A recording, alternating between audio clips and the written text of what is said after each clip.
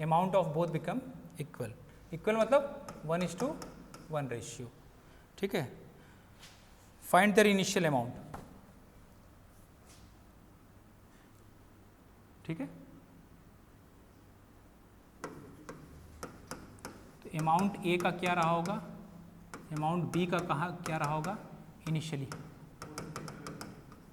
हाँ, समझ में आ गया। ए और बी का रेशियो कितना, 3:5। बी ने 300 ए को दे दिया,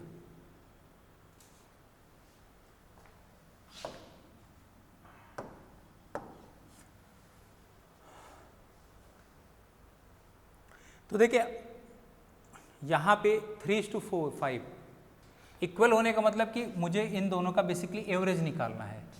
तो इन दोनों नंबर्स का एवरेज कितना होगा, 3 + 5/2 कितना हो गया, 4। मतलब मुझे बेसिकली क्या बनाना है, A:B का मतलब हो गया कि मुझे 4:4 यूनिट बनाना है। हमेशा जब भी इक्वल बोले ना, इन दोनों नंबर का एवरेज निकाल दिया करें। ठीक है, तो 4:4, तो यहाँ पे 3 यूनिट पहले से था, कितने यूनिट की यहाँ मैं शिफ्टिंग करूँ कि 4 हो जाए, 1 यूनिट। ठीक है ना, जब भी इक्वल बनाना हो, या हाँ मतलब यहाँ से 1 यूनिट का शिफ्टिंग होगा 1 यूनिट का, तो ये 4 हो जाएगा और ये भी कितना बचेगा, 4। तो शिफ्टिंग कितने की, 1 यूनिट को, तो वो 1 यूनिट ऑफ शिफ्टिंग किसके इक्विवेलेंट है, 300। क्वेश्चन में ना अमाउंट में 300 शिफ्ट किया तो रेशियो इक्वल हो गया। रेशियो में वो कितना होगा, 1 यूनिट। तो 1 यूनिट की शिफ्टिंग 300 इक्विवेलेंट है। तो ये बताए कि ए और बी का रेशियो कितना कितना दे रखा है, 3:5। तो अगर 1 यूनिट 300 इक्विवेलेंट, तो 3 में कितना हो जाएगा, 900, और 5 में कितना हो जाएगा, 1500 हो गया।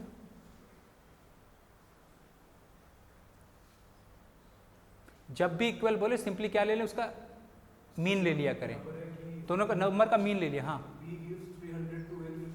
हाँ, 300 यानी सर अगर दोनों में डिफरेंस सर 3 + 2 5, तो 2 यूनिट से इधर जाएंगे, इक्वल हो जाएगा। ठीक है, वो इक्वेशन भी फ्रेम कर सकते हैं, लेकिन मैं ये कह रहा हूँ यूनिटरी मेथड से ज़्यादा कोशिश करें, क्योंकि वो ना एग्जाम में जो क्वेश्चन आपके यहाँ आ रहे हैं ना, वो इससे ज़्यादा हर जगह इक्वेशन नहीं फ्रेम करते। हालांकि थोड़ा सा मैंने बता दिया है। ठीक है,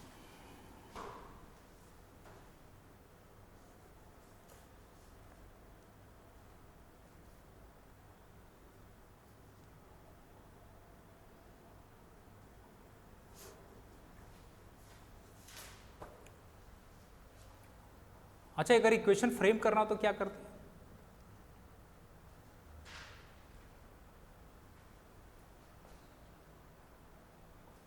अगर इक्वेशन फ्रेम ही करना होता तो क्या करते हैं,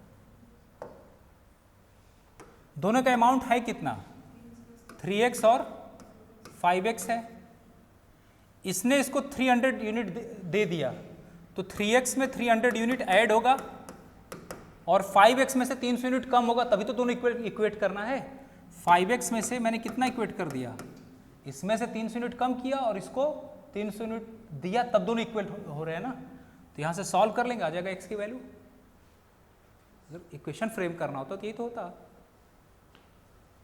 इसको 300 यूनिट मिलने के बाद और इसमें से 300 यूनिट कम होने के बाद दोनों इक्वल हो रहे हैं क्वेश्चन के लैंग्वेज के अकॉर्डिंग। तो यहाँ से x आ जाएगा, यहाँ पे x मल्टीप्लाई कर देंगे निकाल के। ठीक है, कर लेंगे, है ना। दूसरा,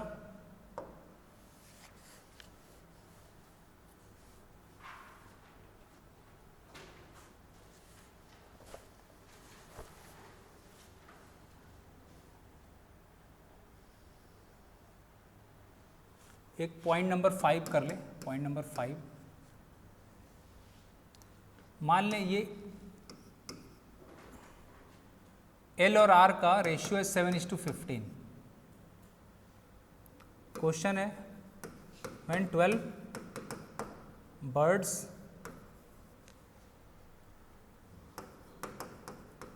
are transferred from R to L। मान ले R to L, यहाँ L और R को केजेस समझ लें, एक लेफ्ट में केज है, एक राइट में, कुछ बर्ड नंबर ऑफ बर्ड्स इसमें कुछ इसमें है, और उनका इनिशियल जो है वो रेशियो जो है, ठीक है, 7:, सिंपलेस्ट रेशियो 7:15। मतलब इस केजेस में जो नंबर ऑफ बर्ड्स है और इस केजेस में जो नंबर ऑफ बर्ड्स हैं, दोनों का रेशियो 7:15। क्वेश्चन में when 12 birds are transferred from right cage to left, the ratio, then ratio become equal.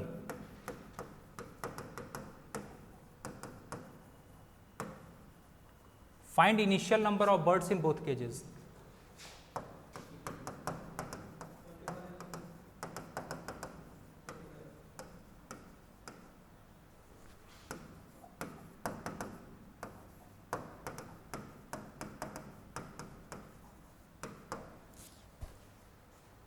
ठीक है, तो जैसे इक्वल कह दिया, क्या करना है, दोनों का पहले मीन निकाल लेंगे।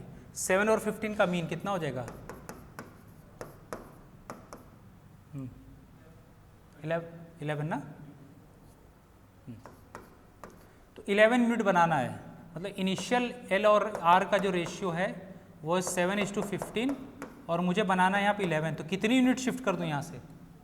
यहाँ कितना, इन दोनों का डिफरेंस 4 यूनिट की शिफ्टिंग होगी, तभी ना 7 को जब 4 यूनिट यहाँ से मिलेगा, 4 यूनिट की शिफ्टिंग करेंगे। सॉरी यहाँ पे गलत लिख दिया। 11 बनाने के लिए 4 यूनिट शिफ्ट करेंगे तो 7 4 11 और ये भी 11 हो जाएगा। तो बस यहाँ से ये मिल जाएगा कि शिफ्टिंग कितनी करनी है, 4 यूनिट। तो 4 यूनिट ऑफ शिफ्ट किसके इक्विवेलेंट है? 12 बर्ड्स के। ठीक है, तो एक यूनिट में कितने बर्ड्स, एक यूनिट कितने बर्ड को रिप्रेजेंट कर रहा है? 12/4 3 बर्ड्स। इनिशियली कितने कितने थे? ए और बी का इनिशियल रेशियो कितना था? 7:15। तो एक यूनिट में अगर 3 बर्ड्स तो 7 में कितना हो जाएगा? 21 और कॉमा यहाँ 15 3 जा 45। तो इनिशियली जो नंबर ऑफ बर्ड्स रहेंगे वो 21 और 45 रहेंगे दोनों केजेस में। आगे समझ में? एक वो लास्ट आएगा जिसमें प्रोपोर्शन उल्टा कर देते हैं, रेशियो सिंपलेस्ट उल्टा कर देते हैं। ठीक, जब भी इक्वल आ जाए दोनों नंबर का क्या ले लेना, पहले मीन ले लेना है, एवरेज ले लेना है और देख लेना उतने यूनिट ऑफ शिफ्टिंग करनी है। सो इसमें मीन आप ले रहे हैं, इनकेस अगर इसमें एक और इसमें यूनिट होती है एल आर, सपोज ऐसे होता है, उसमें वहाँ पर कैसे लेंगे सर? आ रहा हूँ इस पर, ठीक है ना। वो मैंने बताया ना, जब 2 के केस में जब हम इन्वर्स प्रोपोर्शन लेते तब क्या करते हैं, 3 के उसमें आ रहा हूँ मैं दिखा। वो अभी आएगा, ABC वाले जब आएंगे ना वो कर, हाँ उसमें असल में ना पहले उसमें भी हम सिंपलेस्ट रेशियो निकाल लेते हैं। हाँ वो जैसे मान लें 2:3:4 है तो 1/2 1/3 1/4 सबका एलसीएम लेके पहले मल्टीप्लाई कर दिया, फिर उसके बाद वो कैलकुलेशन करते हैं, फिर दो को कंपेयर कर लेंगे जिनमें पूछा होगा। एक और करें,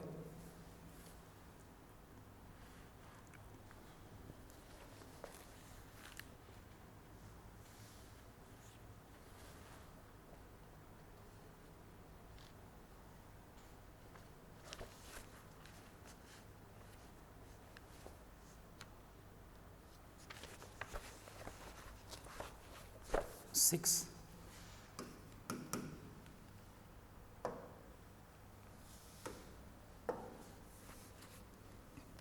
अब देखिए बहुत ज़्यादा मैं डिटेल नहीं जा रहा हूँ क्योंकि उतना फ़ायदा नहीं, बहुत क्वेश्चन लगा लेने से भी कोई फ़र्क पड़ता नहीं, कॉन्सेप्ट पे देखें उसी से हो जाएगा।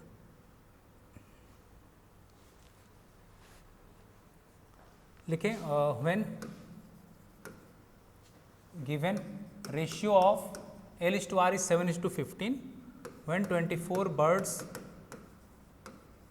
are transferred from R to L,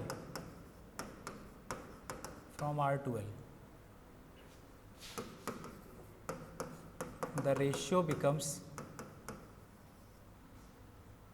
15:7. Find the number of birds present initially in both cages. हाँ, find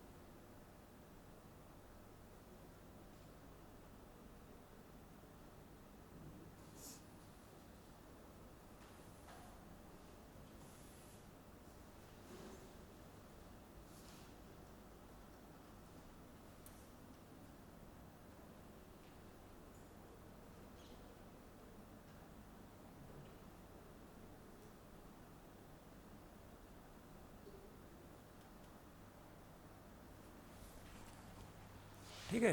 तो ये तो सिंपली दिख रहा है कितने यूनिट का शिफ्ट करना है ना। L/R का कितना है 7:15 और 24 बर्ड को ट्रांसफ़र करने के बाद कितना हो गया 15:7। तो यहाँ शिफ्टिंग कितने यूनिट की हुई एक्चुअली ये सिंपलेस्ट रेशियो तो ऑलरेडी है ना, तो 15 + 7 टोटल जो सम होगा 22। तो यहाँ 7 से 15 मतलब 8 यूनिट की शिफ्टिंग हुई ना। 7 से 15 कैसे हुआ, 8 ऐड करेंगे, या 15 से 7 कैसे आया, 8 यूनिट कम हुआ, तो 8 यूनिट की शिफ्ट हो गई है ना। तो 8 यूनिट किसके इक्वलेंट हो गया 24 बर्ड्स। तो 1 यूनिट में कितना हो जाएगा 3 बर्ड्स। तो इनिशियली कितने थे, इनिशियली L और R का जो रेशियो था वो क्या था 7:15। तो 21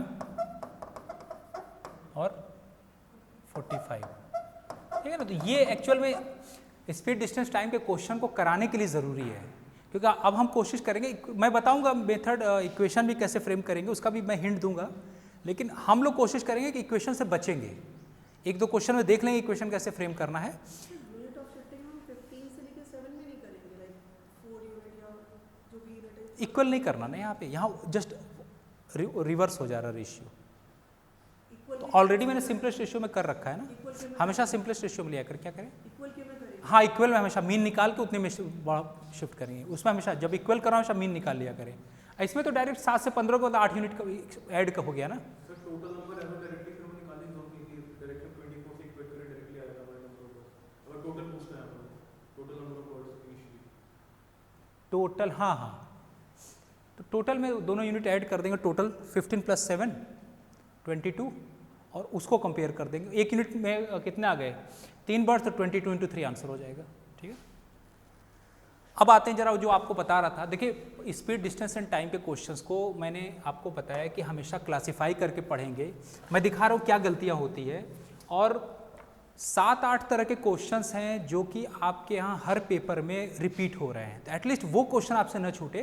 कुछ कोई और आ गया तो वो हो सकता है बेसिक अप्रोच से हो जाए, सॉल्व होगा ही, तो उसको बाद में वक्त देंगे। लेकिन जो स्ट्रेट फॉरवर्ड जो को दिख गए वो स्टैंडर्ड क्वेश्चंस, उसको तो पहले राउंड में निकालना है, ठीक है। जब भी पेपर हमेशा देख लिया करें, और उस तरह क्वेश्चन मैं आप पेपर एनालाइज किया, मैंने कई बार देखा सर्कुलर रेसिंग वाले, लीनियर रेसिंग वाले क्वेश्चन लगातार आए हुए हैं। फिर टाइम मिलेगा तो लास्ट में 1-2 क्लास में बोट स्ट्रीम्स वाले क्वेश्चन करा दूंगा, और बहुत ज़्यादा नहीं, टू दी पॉइंट पढ़ें और अपने प्रीवियस ईयर क्वेश्चन उसके बाद सॉल्व करें। मैं एक ही टॉपिक को बहुत लंबा नहीं खींचूंगा, उसमें बहुत ज़्यादा परेशान हो जाएंगे। हर एक टॉपिक के 30 से 40 अच्छे क्वेश्चन का कलेक्शन आपके पास होना चाहिए। उन कॉन्सेप्ट को रिकॉल करें, क्योंकि वहाँ जरूरी नहीं वही क्वेश्चन है, उससे मिलते जुलते उसी पैरेलल कॉन्सेप्ट पे होते हैं, यही होता है। तो बहुत ज़्यादा को बनाकर नोट्स भी इतने लंबे बना लिए, मालूम रिवीजन ही ना कर पाए, वो भी बहुत अच्छी बात नहीं होती। और एक हाँ आपने बोला था कि आप क्वेश्चंस की पीडीएफ बना लेंगे, बुक वो डाल तो दिया था। अरुण शर्मा से आपने बोला था पिक यस सर आपने बोला चेक करके आप पीडीएफ डालेंगे, आपने बोला सर कि काफ़ी ज़्यादा जो लास्ट अच्छा मैं टिक करके ना उसके क्वेश्चन टेस्ट में करके डिस्कशन करा देता हूँ। आपने पीडीएफ डाल दो, फिर नंबर से बता दो कौन से पेज पे कौन से क्वेश्चन था। अच्छा हाँ वो मैं कर देता हूँ, वो अभी मैं टिक करके दे दूंगा, वो लगा लेंगे उसको। जैसे नंबर सिस्टम में अभी थोड़ा सा और बचा हुआ है, 1-2 टॉपिक में प्रीवियस ईयर क्वेश्चन कराने रह गए हैं, तो वो मैं कराऊंगा। तो एक अब नंबर सिस्टम में और तो कुछ रह नहीं गया है, पीएनसी मैंने करा दिया। मैं ऐसा करता हूँ, परमुटेशन कम्बिनेशन और नंबर सिस्टम मतलब डिविजिबिलिटी, थोड़ा सा मुझे रियल नंबर और सर्ड्स के बारे में और एचसीएफ एलसीएम, ये 3 टॉपिक और करा दूँ तो कंप्लीट हो जाएगा। क्योंकि आपके ना मेजॉरिटी क्वेश्चन परमुटेशन कम्बिनेशन और नंबर सिस्टम से आ रहे हैं, आपके 70% क्वेश्चन यहीं से फ्रेम हो रहे हैं। 30% में इन्होंने कभी 2 क्वेश्चन उधर डाल दिया स्पीड डिस्टेंस टाइम का, कभी एक क्वेश्चन टाइम एंड वर्क का, जैसे इस बार एक आया था, सब उस तरह का बेसिक क्वेश्चन क्लास में कराए थे इंट्री मेथड से। स्पेशली मैं इसके सीसेट की बात कर रहा हूँ, स्टाफ सिलेक्शन कमीशन वाला उसमें तो लगभग हर प्रोपोर्शन से देते हैं, लेकिन आपके यहाँ ना बेसिक न्यूमरेसी जो लिख दे उसकी वजह से इधर नंबर सिस्टम से क्वेश्चन ज़्यादा आते हैं। और उसके बाद एक कैलेंडर क्लॉक से, वो ज़रूरी, उसको पहले कवर करेंगे। नेसेसरी सफिशिएंट वाले क्वेश्चन करा दिए थे मैंने, बेसिक एक आइडिया दे दिया, आप लोग प्रीवियस ईयर पेपर लेकर लगा डालेंगे, लास्ट में उसको डिस्कशन करा देंगे। थोड़ा सा वो ट्राइंगल्स, स्क्वायर्स, रेक्टेंगल काउंट वो लास्ट में कराऊंगा, वो सब लास्ट टाइम पे सही रहता है। क्या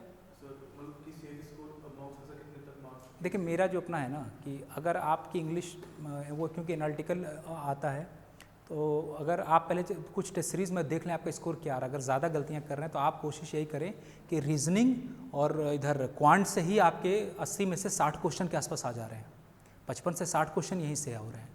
और इंग्लिश वाले वहाँ एनालिटिकल वाले में से भी कुछ पैसे से कुछ तो स्टैंडर्ड क्वेश्चन आपको कन्फर्म होंगे कि उसके आंसर सही होने हैं। तो मैं ये कहूँगा कि ऑन एवरेज आप 50 से 55 क्वेश्चन कम से कम अटेम्प्ट करें, उससे नीचे ना करें अटेम्प्ट, क्योंकि गलतियां होती है और आप लेके बाउंड्री पे आ जाएंगे। तो 80 में से कम 55 क्वेश्चन के आसपास रहें। सर अभी 100 के अराउंड आ रहा है स्कोर बॉक्स में, तो कितने सर 100 के में किस में, जीएस में किस में, सीसेट की बात कर रहे हैं ना, सीसेट के? तो सीसेट में तो 1/3 क्वालिफाई करना है ना, 67 ही तो चाहिए, 200 में से 1/3 चाहिए ना। तो बट लास्ट टाइम सीसेट की लेडी वाला नहीं भाई, इसीलिए तो मैं कह रहा हूँ, मैं इसी कह रहा हूँ कि आप कम से कम, क्योंकि अगर मान ले आप सोचे कि मुझे सिर्फ 33 या 34 चाहिए, आप मान ले अटेम्प्ट ही आ रहे हैं टोटल 40 क्वेश्चन करके, 3-4 गलत हुए नेगेटिव लेकर आप बाउंड्री से नीचे आ जाएंगे। तो एक ऑन एवरेज भी होता है, कोशिश करते हैं 50 से 55 क्वेश्चन कि 2-4 अगर गलत भी हुए तब भी आप एक सेफ स्कोर में रहें। उसके ऊपर आता आप कर दें कोई बात नहीं, लेकिन मेरा मानना है कि अगर 5-6 क्वेश्चन इधर उधर भी होता है तब भी आप आराम से कट ऑफ निकल जाएंगे, कोई दिक्कत नहीं होगी। ठीक है, अब जरा हम लोग क्वेश्चन सॉल्व करते हैं। मैं टॉपिक डाल देता हूँ, स्पीड,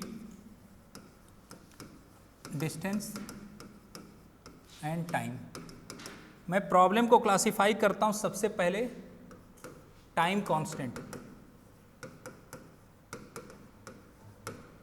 वो प्रॉब्लम जो टाइम कांस्टेंट पे बेस्ड है,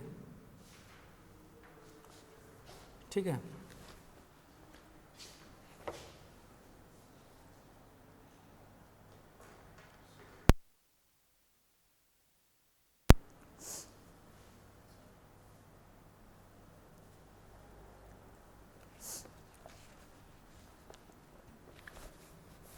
तो पहले ये बताएं, देखिए इस तरह के क्वेश्चंस में आप बिल्कुल सिंपल सा रूल है कि डिस्टेंस बराबर होता है स्पीड इनटू टाइम, और अगर टाइम कांस्टेंट हो गया तो डिस्टेंस डायरेक्टली प्रोपोर्शनल हो जाएगा स्पीड के। ये है ना, D for distance, S for speed and T for time, है ना। तो इसका मतलब ये हुआ कि जो ये सेम प्रोपोर्शन मूव करेंगे, मतलब एक जैसा भी होगा, डिस्टेंस बढ़ेगा तो स्पीड भी बढ़ेगा, डिस्टेंस घटेगा तो रेशियो दोनों का क्या होगा, सेम। ठीक है, रेशियो सेम होगा। क्योंकि एक्चुअल में ये बताना इसलिए ज़रूरी है कि मान ले आपके पास स्पीड का रेशियो दे रखा है, अब क्वांटिटी डिस्टेंस में दे रखा है जिससे कंपेयर करना है, तो मैं स्पीड को डिस्टेंस से नहीं कंपेयर कर सकता। पहले स्पीड से मुझे स्पीड के रेशियो से डिस्टेंस के रेशियो पे आना पड़ेगा, एक जैसी क्वांटिटी में हम कंपेरिजन करते हैं। तो इसलिए इस बात का ख्याल रखना जरूरी है कि उस प्रॉब्लम में टाइम कांस्टेंट है कि डिस्टेंस कांस्टेंट है। तो पहला क्वेश्चन मैं कराता हूं जो टाइम कांस्टेंट का प्रॉब्लम है। तो इसके लिए अच्छा एक चीज़ यहाँ पे और बता दें कि जैसे हम क्या करेंगे कि अगर A/B का रेशियो मान लें, A/B का रेशियो मान लें 3:4 है, कहने का मतलब कि डिस्टेंस का रेशियो या स्पीड का रेशियो मान लें A और B का जो है 3:4 और टाइम कांस्टेंट है, तो डिस्टेंस का भी यही रेशियो होगा। डिस्टेंस का भी रेशियो कितना हो जाएगा, 3:4। उसी तरह अगर 3 कैंडिडेट होंगे A, B, C, तो अगर उनका रेशियो 3:4:5 तो डिस्टेंस का भी क्या होगा, सेम रेशियो। अगर टाइम कांस्टेंट का प्रॉब्लम है तो डिस्टेंस और स्पीड का रेशियो क्या होगा, सेम। तो पहले इसको कराते फिर डिस्टेंस कांस्टेंट का अलग से कराता हूं, ठीक है।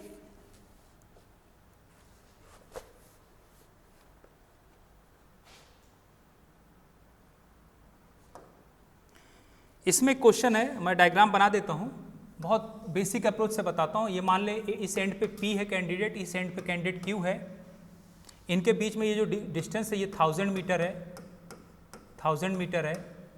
P की स्पीड है, इस एंड P पे एक कैंडिडेट A है जिसको t=0 पे 20 मीटर पर सेकेंड से रिलीज किया गया, और सेम टाइम पे यहाँ कैंडिडेट B है, इसको रिलीज किया गया 30 मीटर पर सेकेंड की स्पीड से, 30 मीटर पर सेकेंड की स्पीड से, और दोनों का इनिशियल सेपरेशन मतलब t=0 पे दोनों को रिलीज किया गया, t=0 पे दोनों को रिलीज किया गया, ठीक है ना। ये यहाँ से चलना शुरू हो किया, ये इधर से, इसकी स्पीड क्या है 20 मीटर पर सेकेंड, उसकी speed 30 metre per second.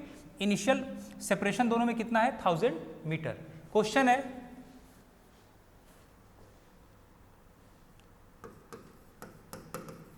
Both A and B were starting simultaneously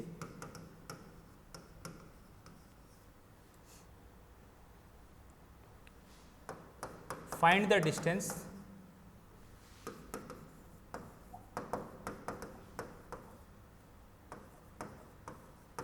and time, find the distance covered बोल के लिख लें, distance covered by them separately and time taken to meet for first time, time taken to meet.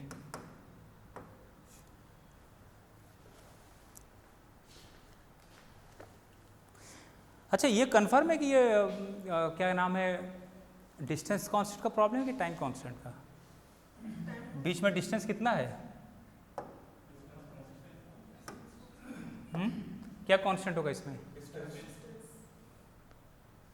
इसमें time ही constant होगा। Sir distance भी तो constant है। Distance दोनों के बीच में फिक्स है, ठीक है। अच्छा मेरी बात समझे, चले एक कैंडिडेट अलीगढ़ स्टेशन से आ रहा है, मान ले वो कार से आ रहा है और आप यहाँ से फोर व्हीलर से आ रहा है, वो आप पैदल जा रहे हैं, ठीक है। यहाँ से आप इस गेट से निकले और आपका दोस्त जो है वो स्टेशन से आ रहा है, आप मीट करते हैं, सपोज किया ये जो गेट है क्या नाम है, बाबूसैद गेट, ठीक है, वहाँ मीट करते हैं। मान ले टी इक्वल टू 5 मिनट्स बाद या ऐसे कर लेंगे, चलिए 1 मिनट मान लें, आपने टी इक्वल टू 20 सेकेंड बाद मीट किया, सबको हालांकि ऐसा पॉसिबल नहीं 20 सेकेंड में, तो नीचे उतरने में टाइम लग जाएगा। मान ले किसी टाइम पे मीट किया, 3 मिनट बाद मीट किया, तो उस 3 मिनट में जिसकी स्पीड ज़्यादा होगी वो ज़्यादा डिस्टेंस कवर करेगा। आपकी स्पीड कम है, आप पैदल जा रहे हैं, तो आप डिस्टेंस कम करेंगे, लेकिन दोनों मीट करने में टाइम तो 3 ही मिनट ले रहे हैं ना, तो किसका प्रॉब्लम हुआ? Time constant. ये दोनों के पीछे नहीं पूछा हुआ, ये यहाँ से चल रहा है, कहीं मान ले मीटिंग पॉइंट यहाँ पे है, इसकी स्पीड कम है, इसकी स्पीड ज़्यादा, तो ये ज़्यादा दूरी उतनी, मान ले 3 मिनट बाद मीट कर रहे हैं, तो 3 मिनट में यहाँ से यहाँ पहुँचा, ये उसी 3 मिनट में यहाँ से यहाँ ज़्यादा डिस्टेंस, क्योंकि इसकी स्पीड ज़्यादा है तो डिस्टेंस ज़्यादा कवर करेगा। तो ये प्रॉब्लम किसका है? टाइम कांस्टेंट का। बस मैं यही कह रहा हूँ, यहाँ ये कन्फ्यूज़न होता है। इससे पहले फाइंड आउट करना पड़ेगा हाँ, इसीलिए मैंने कहा प्रॉब्लम को अगर आप क्लासीफाई हमेशा कर लिया करें, बहुत सिंपल होता है, उसका कुछ बचता नहीं है। बाकी हाँ, टाइम टेकन टू मीट पूछा है ना, मीट करने में, लेकिन कितनी देर बाद मीट करेंगे? एक्चुअली पी अलग दूरी चले